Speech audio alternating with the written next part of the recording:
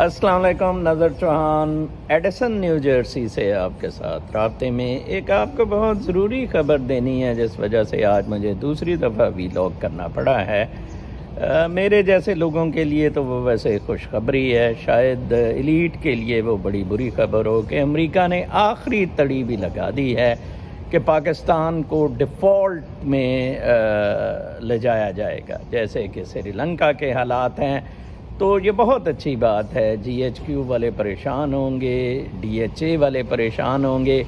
اسی وجہ سے سعودی عرب نے بھی تعاون سے انکار کر دیا اور باقی لوگ بھی انکار کر رہے ہیں۔ آئی ایم ایف نے بھی روکا ہوا ہے کہ جب تک آپ $200 نہیں $200 لیٹر نہیں کریں گے پیٹرول تو یہ بات نہیں بنے گی۔ تو اس وقت موجودہ حکومت بہت ہی شدید پریشان ہے کہ کیا کیا جائے، اور کیا یہ تڑی پاکستان کو جو امریکہ نے لگائی ہے، کیا اسٹیبلشمنٹ اس کے خوفناک، ایکچولی یہ لگائی اس لیے گئی ہے کہ اسٹیبلشمنٹ مارشل لا لگا دے اور کوئی نیوٹرل سیٹ اپ یا ٹیکنوکریٹ گورنمنٹ کا اعلان کریں۔ میرا نہیں خیال کہ عمران خان کا انقلاب اس وقت جہاں پہنچ چکا ہے، یہ ان کا حربہ آخری کارڈ استعمال ہوگا یا یہ کر سکیں گے۔ اس وقت اب پوزیشن نہیں ہے۔ جب عمران خان کے خلاف ووٹ آف نو کانفیڈنس کیا گیا،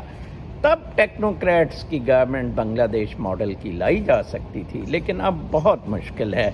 دیکھتے ہیں آگے کیا ہوتا ہے۔ میں نے سوچا کہ آپ کو اس بہت امپورٹنٹ نیوز، یہ میرے سورسز ہیں واشنگٹن ڈی سی میں جنہوں نے یہ مجھے ڈسکلوز کیا۔ اپنا بہت خیال رکھیں۔ کل تک کے لیے اجازت، اللہ نے کے بعد۔